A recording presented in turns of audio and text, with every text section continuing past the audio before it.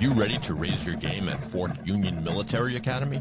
Sometimes described as the West Point of high schools, Fork Union is a leading college preparatory Christian boarding school for young men grounded in the structure of discipline of the traditional military academy model, and scholarships are available. Fork Union Military Academy's athletic program has produced hundreds of college and professional athletes, including 6 Olympians, 2 Heisman Trophy winners, and more than 120 NFL players. Fork Union Military Academy is a private school and is independent of any direct military affiliation or obligation. Schedule a tour and get started on your journey today by visiting forkunion.com. Fork Union Military Academy.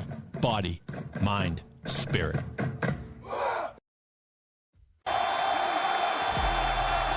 It's the HoopWise Podcast from New England Basketball Journal. Comprehensive look at the basketball landscape in New England, tracking prospects, recruiting, college, and more, with your hosts, Steve Hewitt and Ethan Fuller. What's going on, everybody? Welcome back to another episode of the HoopWise Podcast, part of the New England Basketball Journal. I'm Ethan Fuller, joined as always by Steve Hewitt. We are snowed in, and you may think we might not have a lot to do today, but this is a big day. We are previewing the MIAA basketball brackets. They are live, and we have a special guest with us for the boys' side, Mukala Kabongo, who you probably see at like pretty much every big MIAA boys team. He has been around, and we're so excited to have you in. Mukala, how are you holding up in the weather, and how are you doing? I'm good. I'm gonna get to shoveling in about an hour or so. But right now, I'm just in here just watching the snowfalls. Yep, that's where I'm at too. That's gonna be yeah. Mukala, how many games do you know how many games you went through this season? I felt like it was like every day I saw like a new video or a new post or something that you were somewhere. I can't even keep count, but just know when the season started, basketball, unlike football, there's a game every day. So whenever the season started, I was at a game every day, Monday through Sunday. Yeah, that's amazing. Me and Ethan have both kind of just talked about just like how insane and like how awesome like that work ethic is, and like how much of a value you are to the community and what you do for boys basketball, especially. Yeah. I tell people the only reason I'm able to do that, I'm not married and I don't have kids. So that allows me that flexibility. I feel that. Yeah. This is great. I'm really excited. We're going to get to, so if you didn't know already, this is our MIAA boys preview show. I'm just going to tee up Steve and McCollum to talk about all 5 divisions we're going to go through. We're going to look at brackets. We're going to look at Final Four picks, championship picks, interesting sleeper teams. Again, between the two of them, they have seen, I assume, just about every one of the top teams that you're going to watch over the next couple of weeks. It's going to be a really fun time. So I got Steve's brackets pulled up. I got the MIAA power rankings and tournament brackets pulled up. So I'm going to reference a lot of this, and then I'm just going to let you guys cook because you know what you're doing. So let's start. We'll build up from Division 5 to Division 1. And again, Division 5 it's got the smallest schools. It's probably the schools that we know the least about, but it's always a pretty competitive division, and it's spread throughout the state. So I'll just kind of run down the top seeds. We got Drury as the number 1 seed, number 1 in both boys and girls. Hopedale, number 2, also number 2 in both boys and girls. Kip Academy Lynn, 3 seed. David Prouty's the 4 seed. Roxbury Prep is the 5 seed. Holbrook has a 2,000 point score as the 6 seed. So that's a lot of the top teams you're looking at. Just in general, like what have you seen from these teams? I'll let you go, Mukala, first. If you've seen any or know of any players, just kind of what will you be keeping an eye on with this bracket? I'm keeping an eye on Prospect Hill Academy. I watched them a couple of times. They're really good. They got a balance of seniors and young guys. They have a freshman, Isaiah Richmond, who he's a really good athlete. He can score the ball. He can play defense. But then they got some big guys too that finish up and clean up on the inside. So I think Prospect Hill, talking with their coach, he feels they're ready to make a deep run this year. And they have everything that you need to make a deep run. They play defense. They got some good shooting. They can get to the inside. So I'm looking to see how they do. And then Kip Academy. The last year they lost to O'Brien in the first round. Their coach, he had gotten, I think he got 2 technicals prior to that state tournament game, so he wasn't able to coach that game. He'll be on the sidelines this year. Vic C. Howard, Kip Senior, he's He scores a lot. He's been putting up 30 points left and right to close out the season. The thing with Kip Academy, it's when they go on the road in the state tournament that usually gets them in. They'll win their first round game, and then that road to the quarterfinals and the Final Four, it usually gets derailed on the road for them. So they're trying to. I think this year they might punch their way to the Sweet 16 and maybe the quarterfinals. I wouldn't be surprised if they get to the quarterfinals. The other side, I'm not too familiar with some of the other teams on the other side. I watched Boston English against they played against Chelsea. What stood out was their guard play. They have some quick guards. They got a really good press, but if they run into a team that has size, that could give them issues. And if you could break their press and put some pressure on their defense, you'll have a good chance. But those are the only two. But I've been told to keep an eye out on David Prouty. Okay. They've had a couple deep runs, I think, recently, from what I remember. Yeah, they have. I think they were in the state finals a couple years ago. Yeah. Okay. Was it maybe against like Taconic? Yeah. Okay. Yeah. Yeah. And then Steve, Wow. what do you notice about the top of this? And yeah, we can get into some picks too. No, this is good because D5 is definitely the division I'm least familiar with out of all these. I don't think I've seen any of these teams yet. So obviously, a lot of them are out west, Western Mass too. So Mukala, thank you for some insight on Prospect Hill and Kip too. And I didn't know much about them, so it's good to see them doing well. I do want to know the only, as far as I saw, I might be wrong. The only undefeated team in the entire state going into the tournament is Bethany Christian, the 15 seed at 12-0. I just want to make a note of that. I think they had. The strength of schedule is what it is, but I think that might be why they're down at 15. But maybe a team to watch. They have a loss. You always want to keep an eye on a team that has a loss. But Ethan, you mentioned 2,000-point scorer, Alan Brown Jr. at Holbrook. They are a big threat as a number 6 seed. I think he scored 51 in a game either last week or 2 weeks ago. So if you have someone who can put up numbers like that, you always have a chance.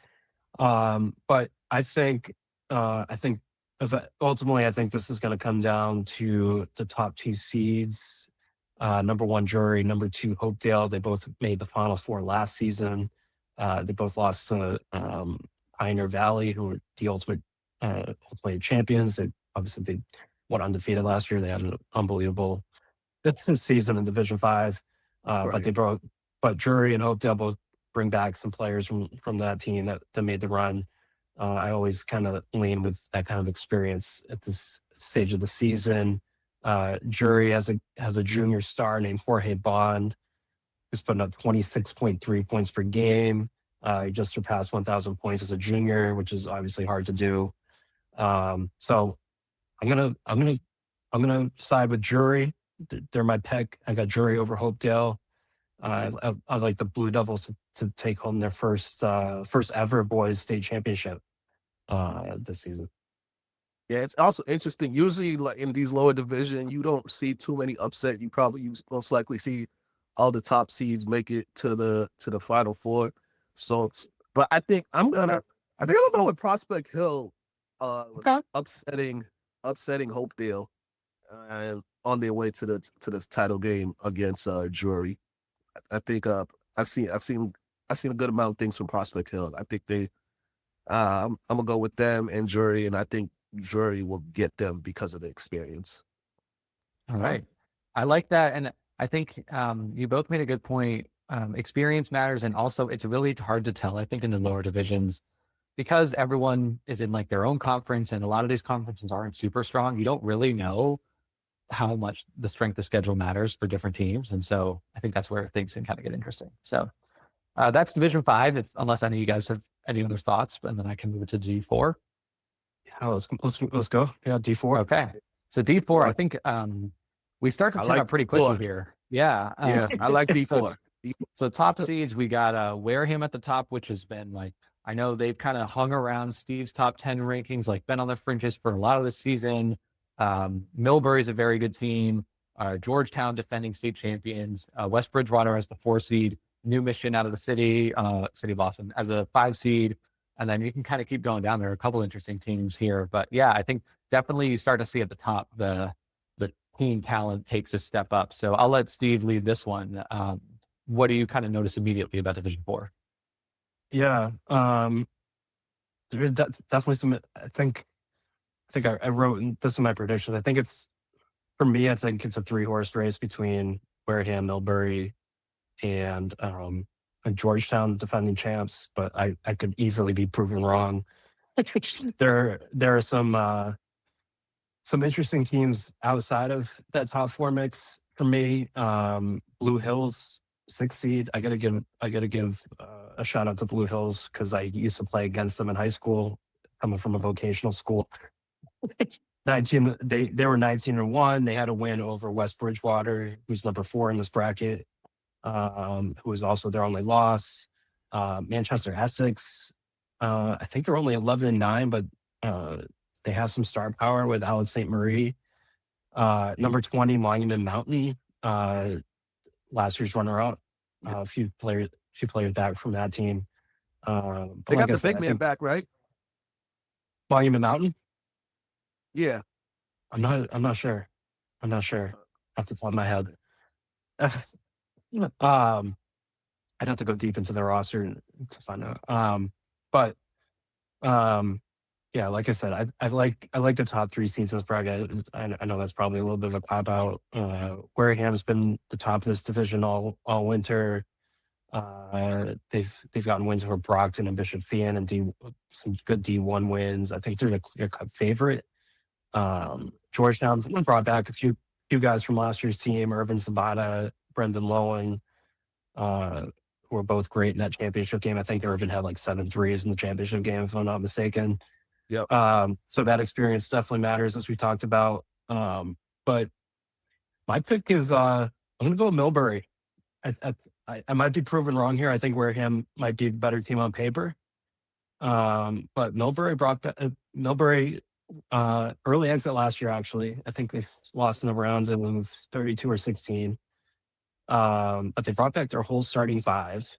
Mukala, I think maybe you were even at this game too. Did you see them play the Abington game? The Abington game. Yeah. I was at that game. Last second game winner from Jaden Delalu, their junior star. That was an unbelievable play that he made. But they have like this poise under pressure. They got experience. Jimmer Donnelly, their senior captain, who's the son of their coach.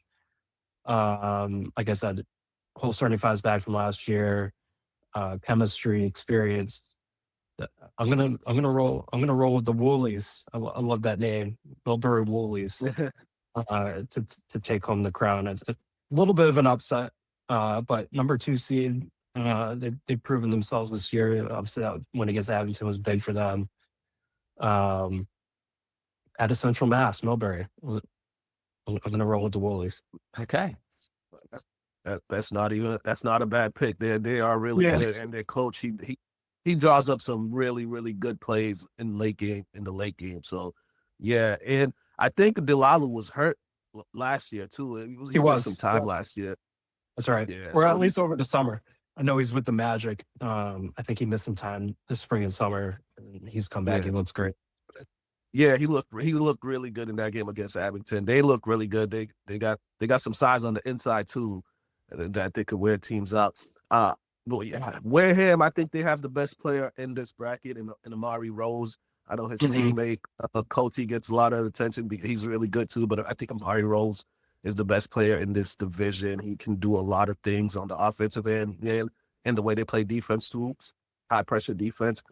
I like Wareham to come out of that side of the bracket. I think if they were to meet New Mission will give them a run. I saw New Mission at the Boston City League play tournament the other day.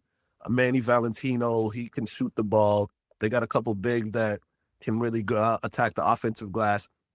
But New Mission's a solid team, and some of those guys I don't think they played much, but they were on that championship team a couple years back.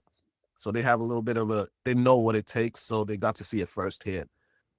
I really like Georgetown. I really Mm. like Georgetown. I saw them with their full team. They look really good. I saw them when they had to play with 7 guys because players were sick against Newburyport when Newburyport was undefeated, and they were able to pull the victory out. Brandon Luan had 31 points. Yeah, Brandon Luan had 31 points in that game. They did. Irvin Zapata didn't play that game. That was a game. I don't think they took many threes in that game. They attacked the paint a lot in that game. The experience for Georgetown, I think, is really vital. I really like them, but I'm looking at other teams. Manchester Essex, you said they got the big man. They got Graham Lewis, who can really put the ball in the basket. And then you look at Lynn Tech. They've been to the Elite Eight the last 2 years, losing to Wareham 2 years ago. They're losing to Holland School of Technology last year. They got a lot of experience. They want to break through and finally get to that Final Four. I think this is the year they get to that Final Four. But I'm with you. I think the Final Four is going to be Millbury and Georgetown, and it'll be Georgetown, Wareham in the championship game, and Georgetown's going to take it. Wow. Ooh, back to back. Yeah. The Royals. Okay. Yeah, I think Georgetown's going to take it. Okay. I love that. Yeah, I wanted a couple other sleepers in this bracket. I haven't seen them, but I've been told about New Heights Charter. They have 2 really good bigs, some solid guard play. They're a 9 seed, so look out for them. They might be dangerous. Ipswich at the 11. I was tempted to put them in the Elite 8 over Blue Hills. The first state tournament appearance, I believe, in 10 years for Ipswich. Rex Satter, junior guard for them, kind of leading the way for Ipswich. So just a few other sleepers in this bracket, but yeah. I saw Blue Hills too.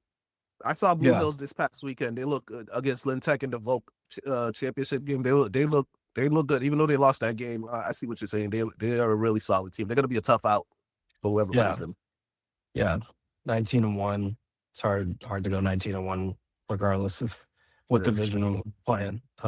So they're going to be a tough out for sure. All right. Yeah. This sounds like a deeper division than I realized. So I think Division 4 is going to be pretty fun. Even West Bridgewater. I think West Bridgewater is good. They're going to be a team that's going to be a difficult outfit for a lot of teams. All right. Yeah. So that's Division 4. Now we're going to move up to Division 3 again. Like we're going to kind of see a leap, although it sounds like, at least Steve, to me, there's a team that has stood out as a favorite all season, and Steve's got a kind of a fun stat about them. But Division 3 again, running through the top seeds, we have 19-1 Hanover is the number 1 seed. 19-2 Salem is number 2 seed. Tewksbury is the 3 seed. Swampscott, it's the 4th seed. We got High School of Science and Tech. That's Springfield Sci Tech, right? I think it's the 5 seed. And we got Lynn Classical, Old Rochester. Some of those teams, you've seen a couple of these teams, like Old Rochester, I feel like is always in the Division 3 hunt. Yeah, let's break this down. Steve, who's your pick? And yeah, give us this fact. I thought it was cool. Salem. I know Mukala has seen them. I know, I mean, we know what we know going into the season. I did not know that they'd be this good. They kind of emerged. They've been in my top 10 for the last 3 or 4 weeks ever since they beat St. Mary's, who's the favorite in Division 2. Mukala, I know you were at that game. That looked electric, that game. But yeah, they've emerged as one of the best teams in the state, regardless division. The fun fact, I was doing some research last night, looking at past state champions. I'm going to trust the MIAA site on this, but 100 years ago, 1926, they have Salem listed as the first state champion. I don't know if this is like a known fact, or like if I'm saying like I'm like sort of repeating the obvious here. If this is like a known thing out there, but that caught me not by surprise, but like 1926 to 2026, like how cool of a story would that be if they were to win a state championship 100 years after the first one? So yeah, and maybe they're a team of destiny, if you will. Elian Rodriguez, their junior star. They've got senior leadership: Nate Lane, Darren Taku, They get after it defensively. They got shooters offensively. I don't think they had, like, Mukala, you can correct me if I'm wrong. It just doesn't seem like they have like a hole. Like they don't have a weakness. No, So they don't. Salem's my pick, and we can get into the rest of the bracket, but I'll let Mukala kind of take the floor on what he sees in D3. Yeah, Salem is the hottest team in Division 3. You want to talk about the season they have? Just this month they picked up wins over St. Mary's, the Masco, Catholic Memorial. You know, those are 3 big wins right there.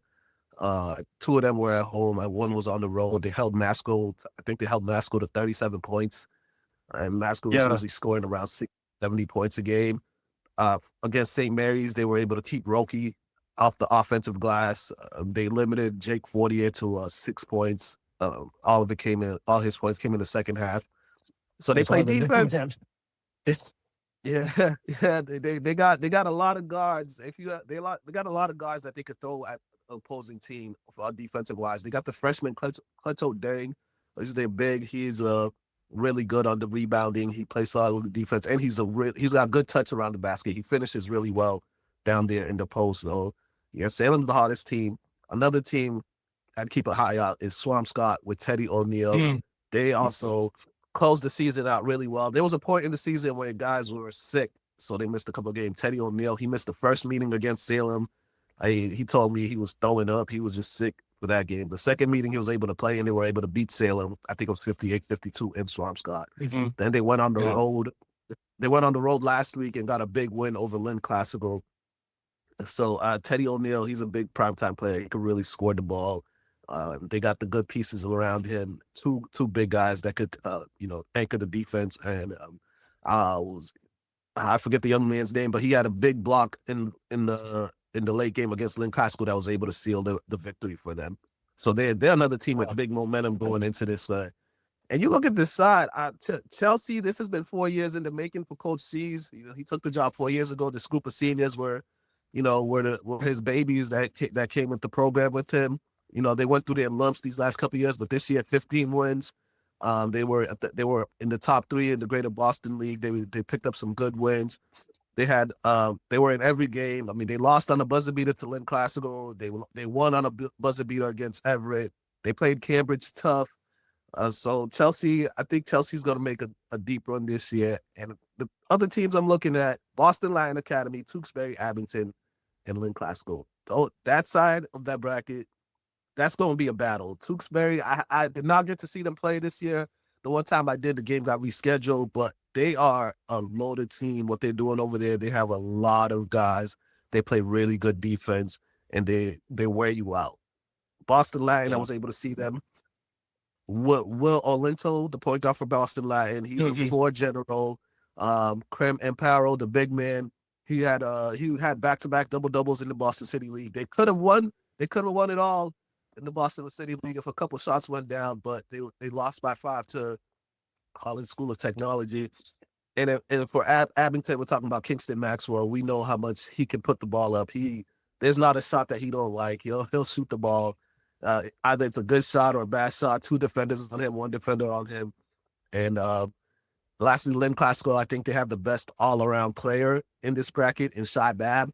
Shy Bab can do a lot. He can score off the dribble. He can score in the post. He plays defense, and he does a lot of good things. So it's going to be a tough one, but I just think Salem is going to – I'm with Steve. Salem, I think we're going to see Salem and Hanover in the championship game. I think 1 and 2 are going to meet in this one. I'm thinking we're going to see a Salem-Lynn Classical Final Four matchup. That's an old Northeastern Conference rivalry game. These 2 teams have had battles when they were both in the same conference. If those 2 teams do meet in the Final Four, which I believe they are, it's going to be a packed house wherever that game is going to be. That would be amazing. Yeah. I second Shy Bab. I haven't seen him, but I've seen the numbers that he's been putting up on a nightly basis, and it's absolutely ridiculous. I know they had an insane comeback in a game in the final. Yeah, that was against Chelsea. It was against Chelsea. Yeah. Or they down like 10 with like a minute left or something. Yeah, they were down 10. They were down 6 with 20 seconds left, and they were still able to win that game. Yeah. Just and I think Shaw had the game winner with 6 or 7 seconds left. So they're never going to quit, even if they're down. They're going to be a tough out regardless of who they're playing. I'm going to shout out Mansfield, the number 8 seed. I was tempted to pick them against Hanover. They got this kid, Thomas Berman, who's been putting up, I want to say he's putting up like 30 a game at least. Like every time I see a box score, he's putting up 31, 33, 37. I know he's going to Tilton next year for a post-grad year. Just puts the ball in the hoop, 6'0" guard. So they're dangerous with him. Norwell in Old Rochester, the finalists last year. Old Rochester's the 7th seed. Norwell's the 13. Again, we talk about the experience. I know Norwell graduated a lot from that team that went undefeated, but they have a few guys back from that team who have tasted championship victories. ORR 2, 7 seeds are dangerous. Cathedral's a 10. Like, it's gonna be some fun. Like, I saw Weston against Cambridge a few weeks ago. They nearly beat Cambridge. They're the 11th seed. But no, I agree with Greater Lawrence. Greater Lawrence. I was about to add that. Yeah, Greater Lawrence. Stevie Martinez, the way he coaches those boys up, they play defense. They're aggressive. Yeah. One of the best coaches in the state for sure. They got a Marion Lopes, Albert Diaz in their backcourt. I think they could win an upset game or two as a 12 seed. No, I'm with you on Swampscott. Teddy O'Neill's putting up huge numbers this year as a sophomore. I think he had 41 in a game and maybe their season opener in December, if I'm not mistaken. Connor Chiarello, senior, 1,000-point scorer. They're leading that. I went with it. I went Swampscott, Salem for another rematch between those two. I want to see that happen again. I didn't realize Teddy was out for the first meeting.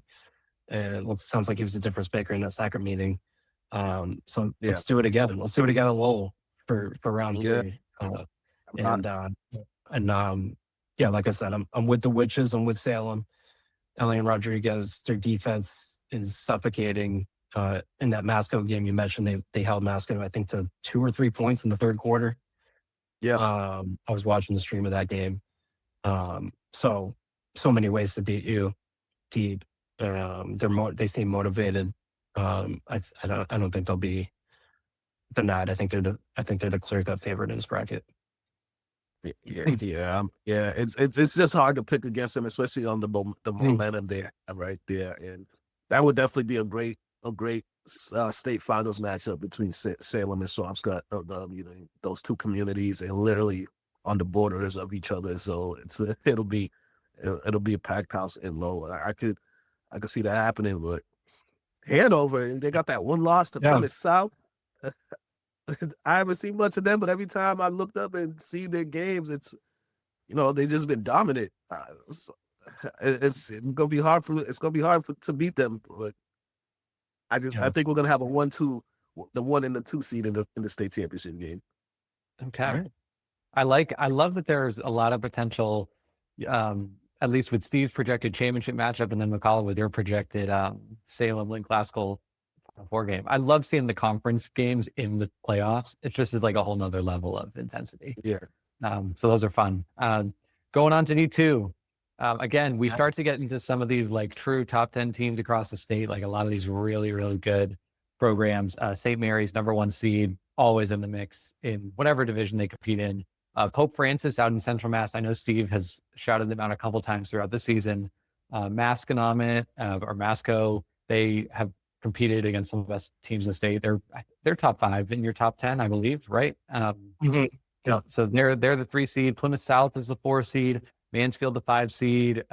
Burlington 6 seed. Oliver Ames 7 seed. I feel like all of those are really great teams. And then there are a couple sleepers that I know you guys are going to highlight down further on in the bracket. So Mukala, I'll let you kick this one off.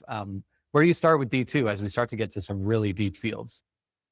Man, for in D2, rightfully so, St. Mary's is the number 1 seed. And I've said it so many times. If you cannot keep Roki Arias off that offensive glass, it's going to be a long day for your team. That kid is relentless. He's been averaging a double-double all season. I think he had 17 rebounds in the game. He had a triple-double a couple weeks ago. He's the engine that makes St. Mary's go. Granted, they got good all-around pieces surrounding him. Johnny Chaveras, he's the transfer from Memphis to Essex. He's a really good shooter. He plays solid defense.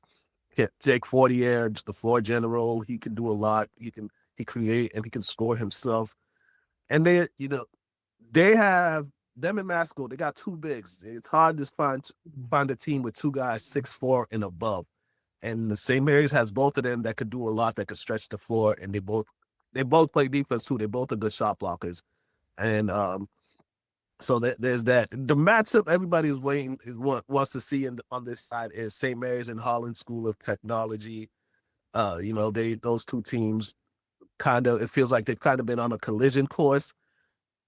I would have said Newburyport may have given St. Mary's a run, but their big man is done for the season. He broke his ankle, I believe, at the Spartan Classic. He's on crutches. And he was in a boot the last time I saw him. And then I got confirmation from his teammates that he won't be playing in the postseason. Though that really hurts Newburyport. They got good players. They got good shooting, but he was the difference maker for them. So I don't see Newburyport getting to the Final Four because of that reason. Plymouth South, they breaking some news here on the podcast. Okay. Yeah. I mean, Plymouth South, they were the only team to hand over a loss. So I think they'll be giving those teams down there a run for their money. But I think we're on a collision course between St. Mary's and Holland School of Technology. I mean, Somerset Berkeley, the defending champs, they're at 24. So just because they're the champs, I believe they're not gonna be an easy out. It's gonna be tough to get rid of them. But on that other side of the bracket, it's Masco. This is Masco's year. They were close last year. They had the game, but they lost down the stretch. I think it was an overtime loss to Somerset Berkeley. I just think Masco has everything. They got the guard and Jimmy Farrell. They got the two bigs and Vella. The coach, Jacob Morales, he really has them playing hard. And I just think this is going to be the year that Masco gets hit. Watch out for Archbishop Williams to make a run, though. I think Archbishop Williams will be in the quarterfinals against Pope Francis. Okay. I like it. This is good. I think you two deviate in different ways. So, Steve, go ahead. No, I love the Masco pick. I also picked Masco. I just saw them. They almost just took down Central Catholic at the Concast tournament after being down. They were down 17-3 after the first quarter. I know, Ethan, you were there for a little bit of that. Yep. But they fought back. Jimmy Farrell was unbelievable. Mukala, I don't know. Were you at the St. Mary's Masco game earlier this season? I was at that game. I think I might have seen that was a good game. That was a good game. I think St. Mary's ended up winning that by like 13 to 14, but I don't think it was indicative of I know Roki got in foul trouble. But I don't know how many people know this. I wrote this, but Jimmy Farrell was playing with a fever in that game. Like, he left school that day early and had like 100 and I don't know what the temperature was, but he was playing sick and and then his game was sick. Yeah. Remember the second quarter where he was just hitting everything. Like, he's the best. He couldn't miss. Mid-range pull-up shooter I've seen in MIAA this season by far. He can get to the rim. He can play make for his teammates. So I'm interested to see, like, if they do match up again on a neutral court. Obviously, St. Mary's had the advantage playing at home. I think that's more of a toss-up. And like you said, with Roki keeping him off the offensive glass, I think Masco's got what you need to do that with Denton and Vella at 6'6", 6'7", whatever their height is. But they can match up with. I think they can match up with St. Mary's pretty well. I actually don't have St. Mary's in the state final. I got Mansfield. Oh, you got Mansfield? I got Mansfield, and I might look like a fool. But we're predicting brackets. Yeah. Stuff happens in these state tournaments. You got to go bold sometimes. But I don't know if this is that bold. Mansfield's 14-1. They had a 14-1 in the last 15 games after starting 2-4. They got Gabe McIntyre back, who's their star. He just put up 26 the other night, and I forget who they were playing. But he was out to start the season. I think obviously that was a big factor for that, and they've been rolling ever since he got back. They've got that depth with Tommy Vallet, Mathis, I'm going to butcher his name, Gutauskas, Brody Balone. Like, this team has experience. They got a proven coach in Mike Vaughn. I just think they're playing they're 15-1 in their last 16. I undersold them. Defensively, they feel like they're playing really well heading into the tournament. It just seems like they're playing their best basketball at the right time right now. And I know there's a lot of hype on them coming into the year, and maybe that bad start kind of put them off the radar for a little bit. But I think they're going to be a factor in this tournament, and I'm going to throw them in the state final. Why not? Why not? I like Oliver Ames. They had two losses to end the season to drop to the 7 seed. I think they're better than a 7. Justin Grimaldi is one of the best scorers in the state. Jacob Logg's one of the best guards. They have an unbelievable 1-2 punch kind of chemistry. They've been playing together forever, those two. Josiah Marshall is an elite shooter. I think, they played Attleboro this year. I covered that game, and I think he had 5 or 6 3-pointers in the first quarter. It was just an insane shooting display. So they got shooting, they got guard play, they got a star in Justin Grimaldi. They got this kid, Zara Maddox, who's one of the most athletic players in the state. I think they can go to Pope Francis. Obviously, that'd be a tough game to travel out to Springfield, to Western Mass, to beat them. But I think they can do it. I think they have the firepower to do it. Pope Francis, Sam Brigham, 2,000-point scorer. I like them a lot. I haven't seen them. I know they beat Springfield Central at Hoop Hall. So they will absolutely be in the mix here. But I'm with you on Masco. Final Four run from last year. Farrell, Vela, Denton. I think they have the best defense in the division. I think they're holding opponents with like 45 or 46 points a game. They're motivated. They're a confident team. It starts with their head coach, Jacob Morales. Who's been around the game for a long time. He's played at Central Catholic 10, 15 years ago. I forget exactly when.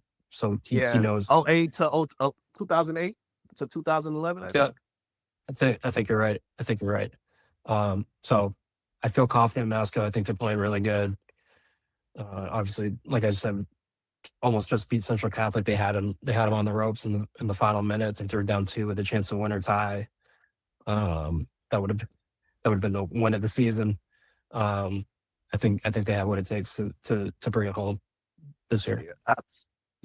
So that Mansfield pick, I was telling somebody yesterday, Mansfield is not going to be an easy out.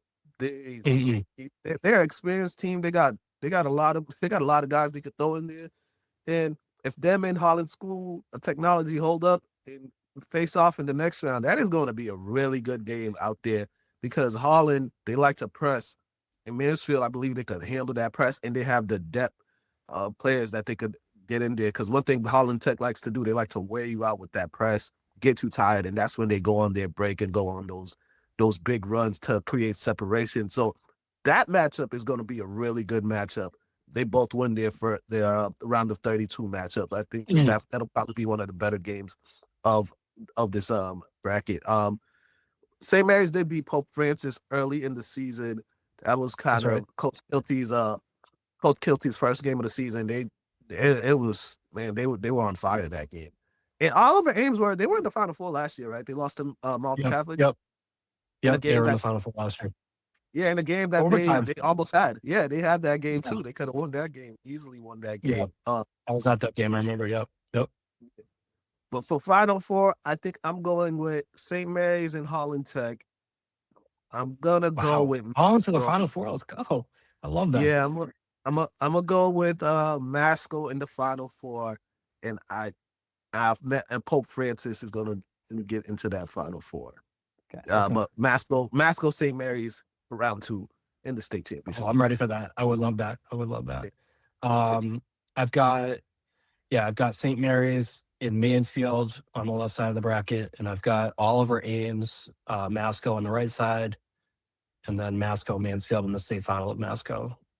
Bringing it home. I do want to mention Burlington as the 6th seed.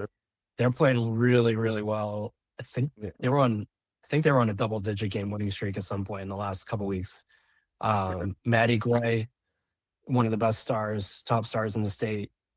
He could absolutely lead them to a few wins and maybe even knock on the door of the Final Four. I don't know if I see them winning at Masco. Obviously, Masco would have the home court advantage, being a 3 seed. But watch out for Burlington. I think they're dangerous for sure in that bracket. Yeah. And I think Situate will give Holland Tech a good game. I think they'll give them a good game, but I think Holland Tech will pull away late in that game. But I think for them, that's going to be a good game. I think Situate, they're pretty battle tested. I think they'll be, if they can handle that press, they'll give Holland Tech a good game.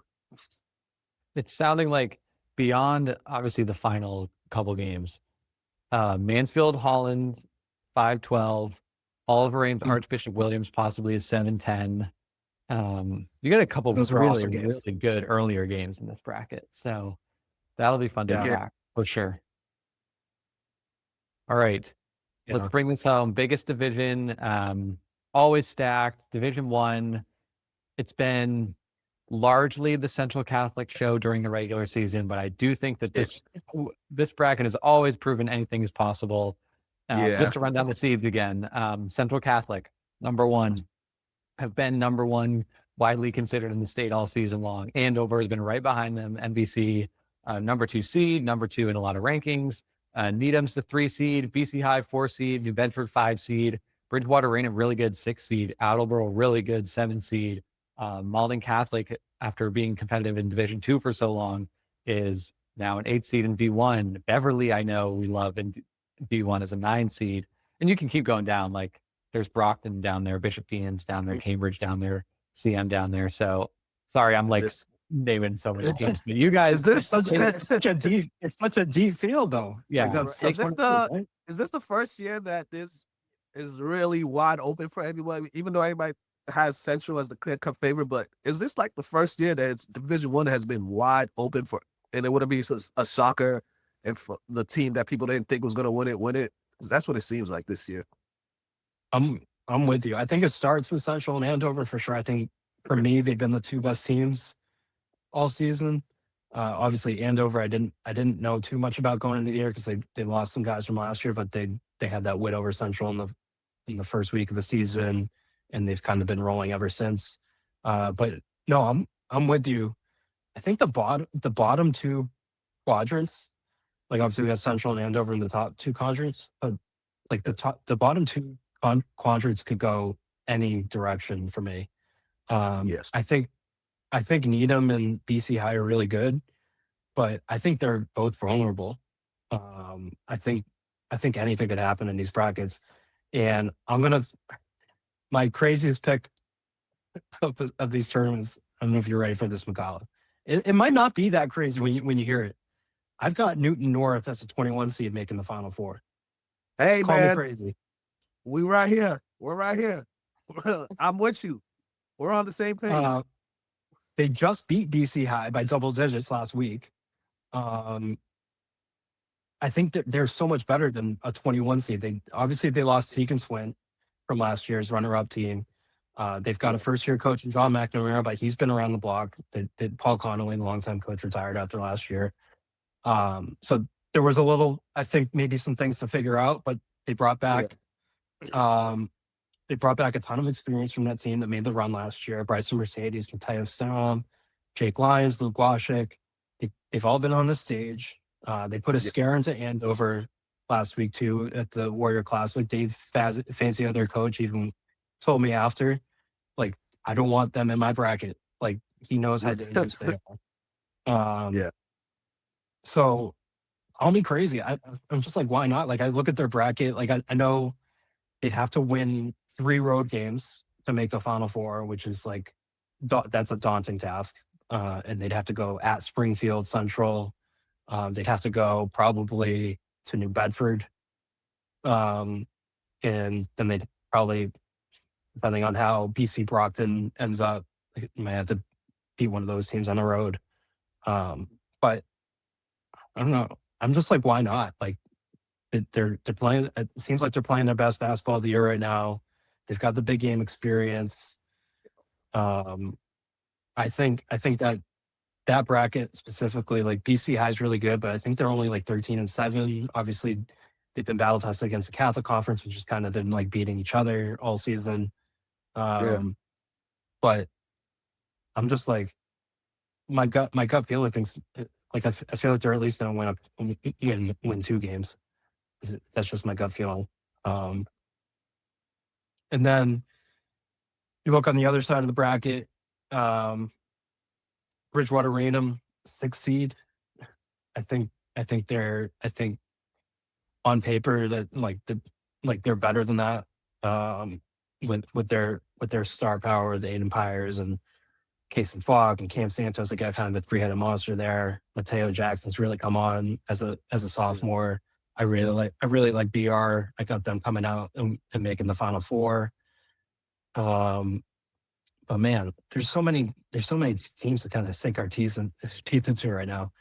I don't know what kind of stands out to you, Mukala, before I keep going. No, that Newton North pick, I'm with you on that. I think Newton North is going to make a deep run this year. I saw them play once against St. John's Prep. Bryson Mercedes hit a buzzer beater in a game that they were down like the last 10, 15 seconds by like 6 or 7, and they were still able to pull that out. I think they got the experience. Their coach has been around. You know, he's an alum. He won a championship there, so he knows what it takes, and he's done a really good job in year 1. You know, that game against Andover, that game could have went either or, but Andover pulled it out. But that was a really good game. So I do like Newton North to make that run to the Final Four. I'm looking at Attleboro. I think Attleboro. I think this is the year for them to try to punch their way to the Final Four. It's gonna be a tough road, but they're gonna be an issue at LaDamian Rodriguez, Connor Hull. Those two, they've really put the teams on their back as senior leaders. They've stepped up big. They picked up a big win over Bridgewater Raynham at their tournament last week.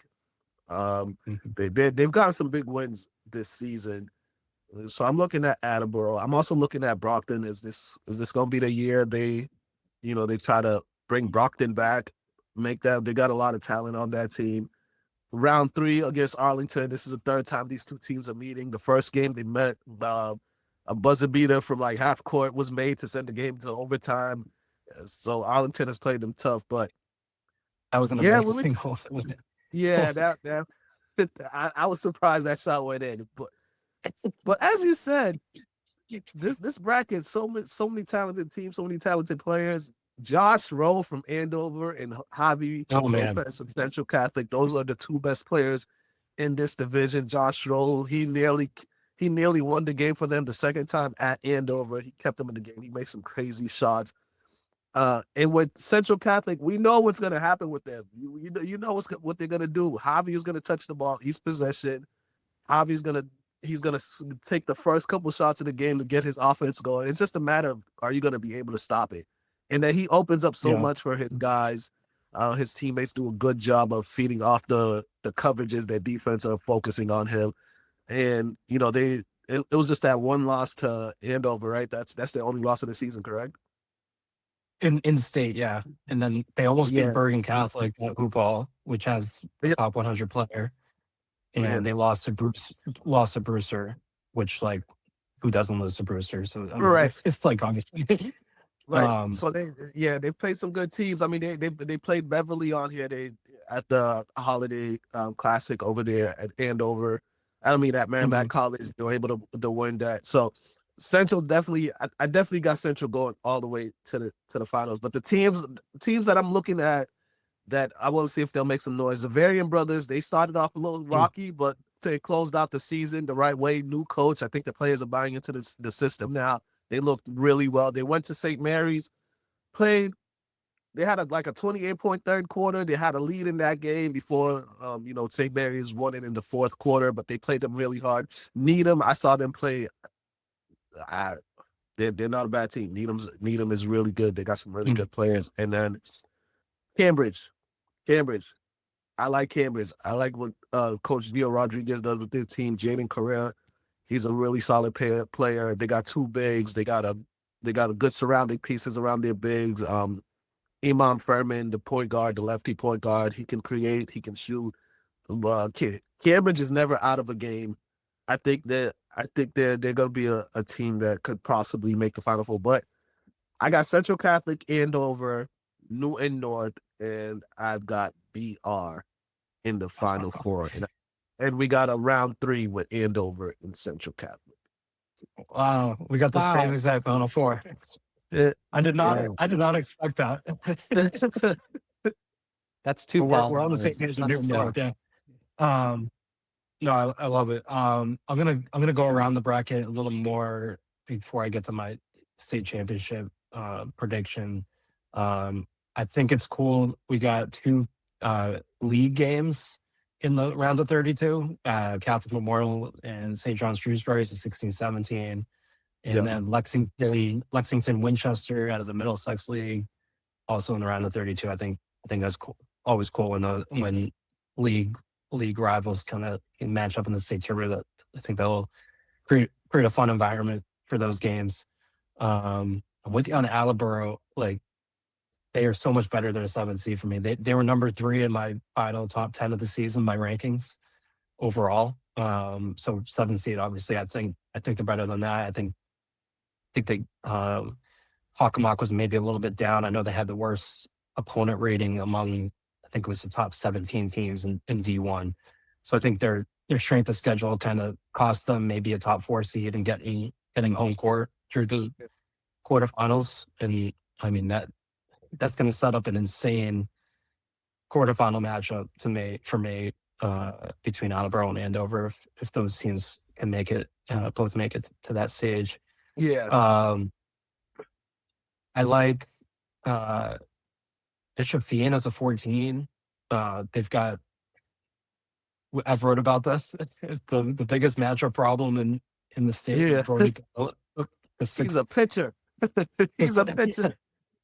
6'9", just a beast. Like, you have to like kind of change your defensive coverages and schemes to match up with a team that has a player like that. So I don't have them going too far. I think Needham probably gets them in the next round. But I wouldn't be surprised if they made a little bit of a run. Who else do I have? I didn't pick either of these teams, but Lawrence has a 27. I think they're better than that. I was looking through. I think they've been in every game they played in. They've been in every game they played in. And I was looking through their schedule. They don't have a bad loss. I don't have it in front of me, but it's like 2 to Central Catholic, like Andover. Like, they've lost. Like, their only losses are like the teams that are like clearly like cream of the crop kind of teams. Right. I think if they were in a different bracket, like I think that BR would probably be a tough matchup for them. But if they're in a different bracket, like, I could see them making a run. But they got Aiden Torres, who's just a bucket, mismatch nightmare. I really like Lawrence. And then Brookline as a 28. They might have the best big game guard in this whole bracket in Caleb Haynes.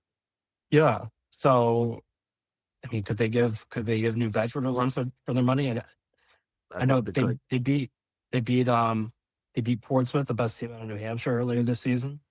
So, and I think they're going to be afraid of New Bedford in that game. I think that's probably a closer game than a 5-28 would suggest. Who else? I do like Cambridge, like you mentioned. But yeah, it's a Beverly as a number 9. I think well-rounded team. Well-rounded team. Don Torres, Jacob Klass, one of the best scorers. Danny Pierce, and does all the little things for them too. I really like Beverly. I like them to beat Walnut Catholic to, even though it would have to be a road game. I'd like them to advance to the quarterfinals against Central. But I'm with you. I think we're destined for Central Andover round 3. I think they've clearly been the 2 best teams. I'd be genuinely stunned. I was telling Ethan this too earlier, like if Central didn't make at least the state championship. I like their road. I don't think they'll have really too much of a problem in their bracket. Like those teams are good. I think Central's on a different level. Javi Lopez, you mentioned, does so much for them. But what I've liked in the last few weeks is that other guys around him have really stepped up. El Campagna, Drew O'Keefe, Jeremiah Almanzar. All those guys can make a play when you need it. It doesn't have to be the Javi show. Like I think he's been limited to in a few of these games. And remember the Masco game, I think maybe he only ended up with like 14 or 15 points. I think maybe he had some foul trouble, but it didn't end up mattering. I think there's going to be a game or two probably in the state tournament when it gets tougher and maybe Javi isn't having his best game, then they'll need others to step up, and they've already proven that they can do that. Andover, like you said, Josh Rue, one of my favorite players to watch. He's really expanded his game beyond just being a 3-point shooter. Charlie Tutwiler, who they believe is the best defensive guard in the state, and I can't really argue that. He's just a sophomore. He does everything for them. I think he fouled out with 4 minutes left in that second Central game for the MVC Cup. I think if he didn't foul out, that might be a different game down the stretch because they really needed that extra ball handler. And then the X factor might be Luke Sorbis, another starting guard for Andover. He's been out for I think maybe like the last 3 or 4 weeks with an injury, and it sounds like he might be back for the state tournament. And he just adds another layer of toughness for them, another ball handler to let Josh do his thing too, to relieve pressure on him. So if Luke is healthy, and I think that only justified I picked him to get them in the state final. And then I had Central winning it all. I just think it's their time. Javi Lopez put a bookend on one of the best careers we've ever seen in the state. They just have so much big game experience. They're not going to be fazed by anything at this stage of their careers. They made the Final Four last year. They lost to eventual champion Franklin. They were tied, I think, going into that fourth quarter, and then Franklin kind of turned on the Jets to win that game. But I think they learned from that and what it takes to kind of to reach the mountaintop. And I think they're going to get it done. Yeah. Also for Andover, the freshman Logan Sullivan. Absolutely. Yep. He's been a big impact player for them this season. I think he'll definitely have a breakout tournament. Also, I'm looking at Methuen against Everett. Now Scott is his name, I believe. The big man. He's really talented. Yeah, he looked like he should be on the football field too. He's a monster on the inside. I think the Methuen will beat Everett, and I think the game against Attleboro that'll be a good one. I'm gonna pull out, but I think that'll be a solid game. Catholic Memorial didn't close out the season really well. They lost to Salem, they lost to Masco, they lost to Bridgewater.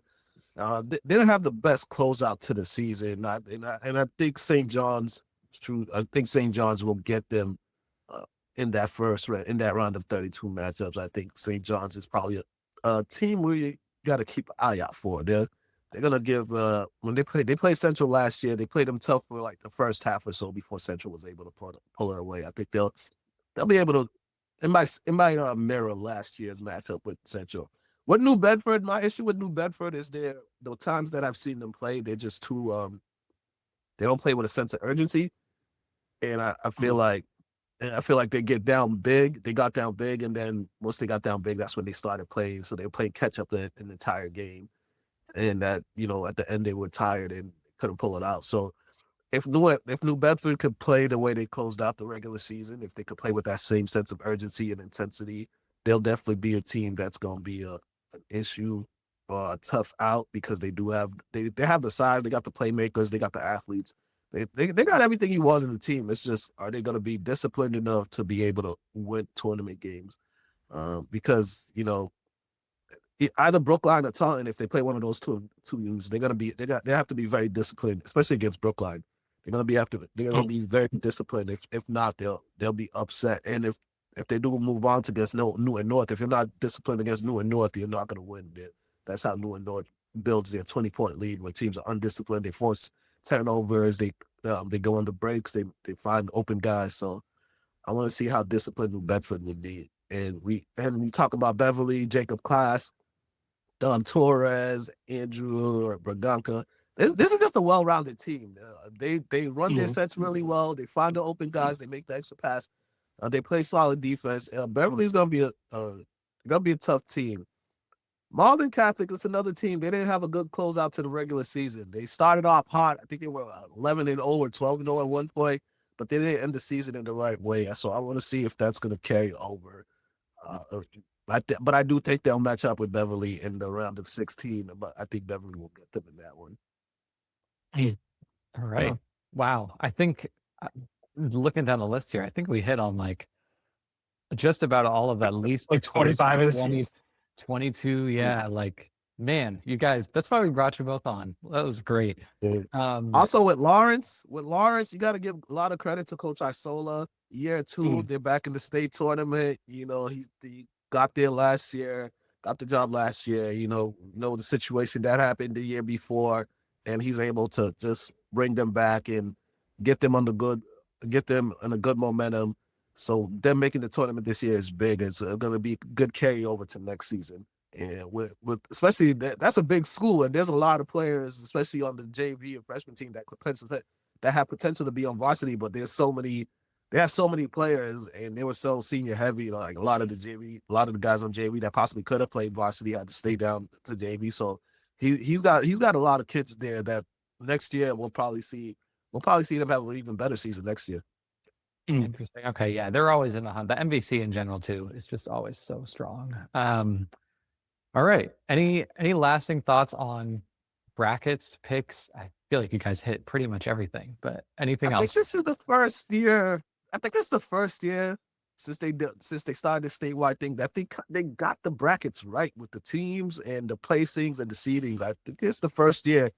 This is the first year I really haven't complained about the bracket. I remember one year they had especially in Division I, they had all the favorites on one side of the bracket. So it didn't make for a much fun tournament because all the good games were on one side, and by the time we got to the finals, we already knew who was going to win it. But I remember that year, wasn't it like Worcester North was like a 7 seed, even though they were very clearly the best team? Yeah. Like that. Yeah. I think that was the year they had Worcester North, Newton North, Lawrence, Lynn English, Lowell.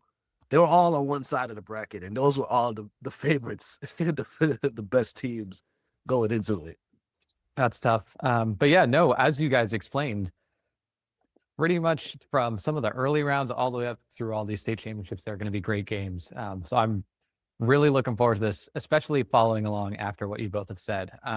Producer David, yes, do we have time for Full Court Press? Full Court Press. Yes, welcome back, everybody, to Full Court Press, where I have 3 questions for all of our panelists here. As it happens, I just started watching a documentary on Prime Video called Soul Power, The Legend of the American Basketball Association, which chronicles the history of the ABA, how it challenged the NBA, how it was kind of a renegade league, etc. So I have 3 questions inspired by the doc. You don't have to have seen it, but I do recommend it. It's very good. All right, first question. Bob Costas, he's featured in the documentary prominently. He actually started his broadcasting career doing play-by-play for the Spirits of St. Louis of the ABA. But other than Bob Costas, who's your favorite NBA broadcaster? Or I guess let's include college as well. Your favorite basketball broadcaster of all time. You can take that question in any direction you like. Mukala, you're the guest, so would you like to go first? What broadcaster holds a spot in your heart? Man, I can't even forgot his name, but he's on ESPN. He always references hip hop music in his telecast. Oh my god, I think it's I know who you're talking about. Not Gus Jones. Yeah.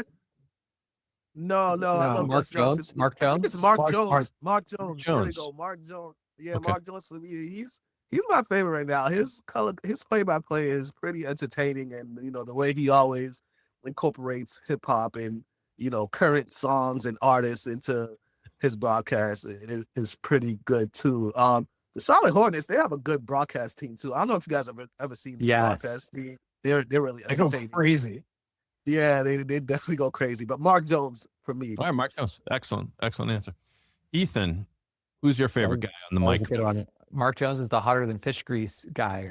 Hotter than he says Right. that all the time. Yes.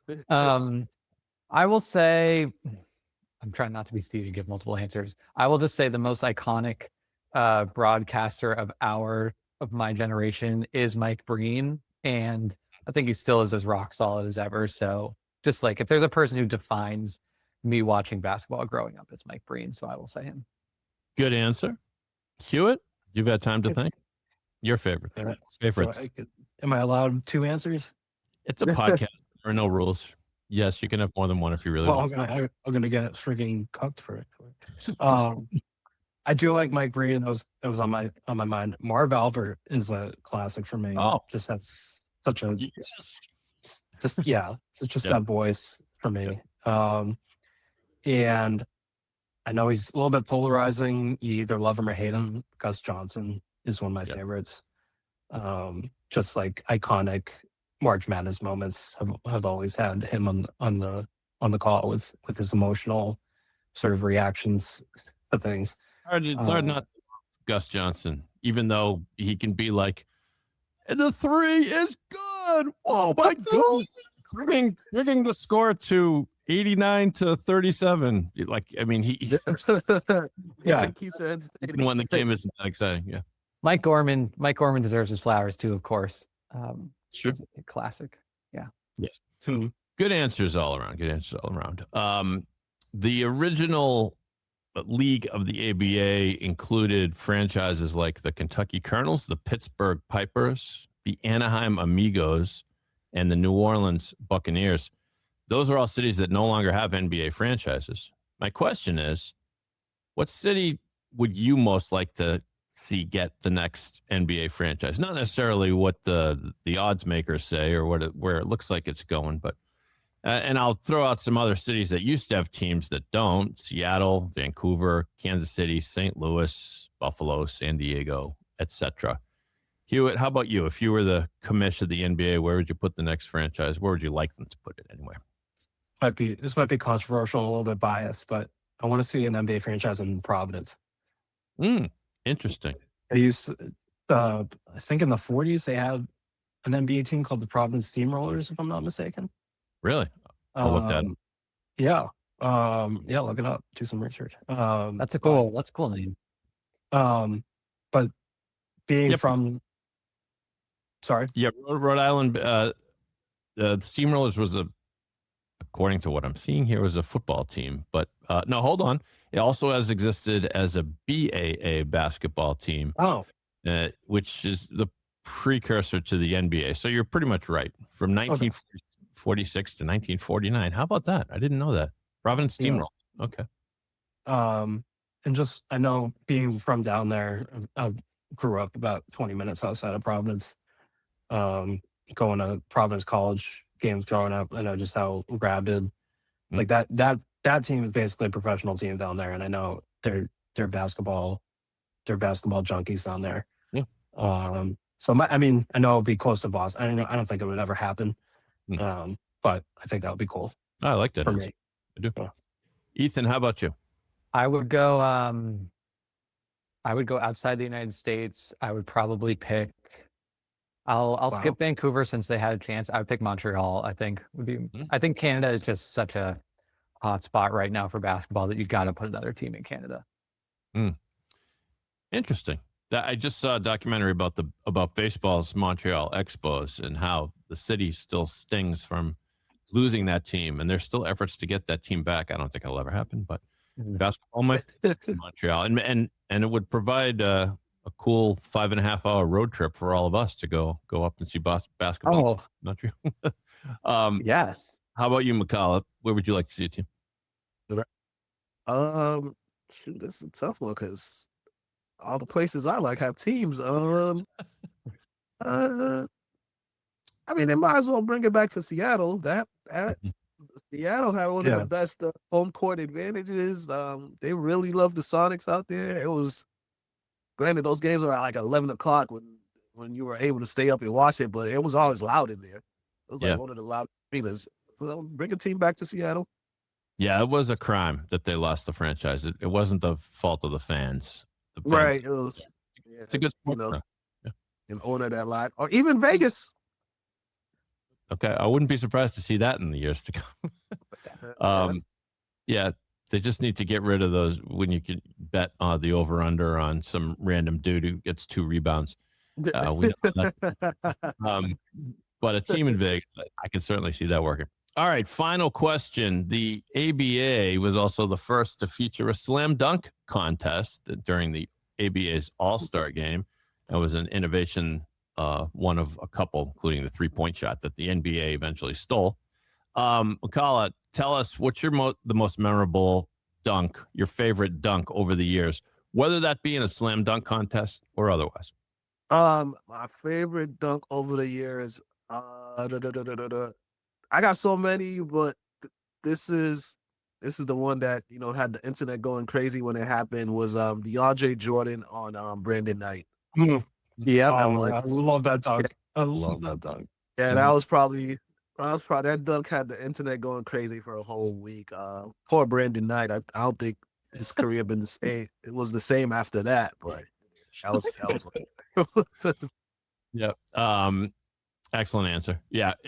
I always feel bad for the guy that gets posterized. He's just trying to play defense, Yeah, he made the right rotation. He did the right thing. It was just wrong. Yeah. Yep. One of those wrong place at the wrong time type of moments. Exactly. Yeah. All right, we'll go to Ethan. Your favorite dunk? Ooh, okay. Also very tough. I will go to a dunk contest, and this pains me to say, as much as without getting into the whole backstory, grew up like partially a Timberwolves fan, and I love Zach LaVine when he was on the team. Yeah. Aaron Gordon's dunks in the 2016 contest that were unrewarded because he lost barely in however many overtime dunks. He was like doing between the leg reverse dunks, catching the ball from the mascot, spinning on the hoverboard thing, and people don't. Well, maybe people do give him credit, but all those dunks were first attempts, no misses between those two the entire time. Like that alone is crazy. So Aaron Gordon's one of the best dunkers ever, and that was like the peak of it. Excellent choice as well. Hewitt, your favorite dunk or dunks? Aaron Gordon won that dunk contest in my heart. Yeah, he did. I know when we've had these type of questions, I always go with like Vince Carter. I'm gonna stray away from that. I think this dunk might be like underrated in like the history of dunk contests, but 2003 Jason Richardson. I don't know if this gets talked. That dunk to win it gets talked about enough, where he went between the legs, like and like over his shoulder. He bounced it to himself. I don't know. Do you guys remember this? Ethan, you weren't born yet, so nope. I remember that. I remember that. Yeah, and he did it on the first try too. You never see guys do anything on the first try anymore. It was either his first try or second try. I'm pretty sure it was his first try. Could be wrong on that, but that's always been etched in my memory as one of my favorite dunks to watch. Excellent answers. You're all wrong. The correct answer was D. Brown. That's a good one. He'll always be my favorite Homer choice because, of course, he was a Celtic, and he just had creative dunks. One of them was he had a ball placed on the back of the rim, the flat area of the rim. I guess you can put a ball there and make it stay there. He would go up with one ball dunk the ball he had and then dunk the ball that was just sitting there. That was cool. And then the one he's probably most known for is the so-called blind dunk, where I think he was the first one, to do this sort of Dracula thing over his eyes with his elbow and still dunk. And he had flair too. He pumped up his Reebok's pumps before he completed, which was cool. But you guys have decent answers as well. No, tremendous job, guys, on Full Court Press. I have a DeAndre Jordan bobblehead for all of you. I'll send out as soon as I can. Oh, let's go. I wish I did. Back to you guys to wrap things up. All right. That was a lot of basketball talk. So if you weren't ready for the MIAA Boys tournament before, you better be ready now, because we must have hit on like 50 plus teams. Credit to Mukala and Steve for knowing their ball. Thank you both. Thank you, Mukala, for coming on. We appreciate you. No problem. Thanks for having me. For producer David Yaz, for Steve Hewitt, I'm Ethan Fuller. We're going to see you out there. Hope you're staying safe in the snow and enjoy some high school hoops.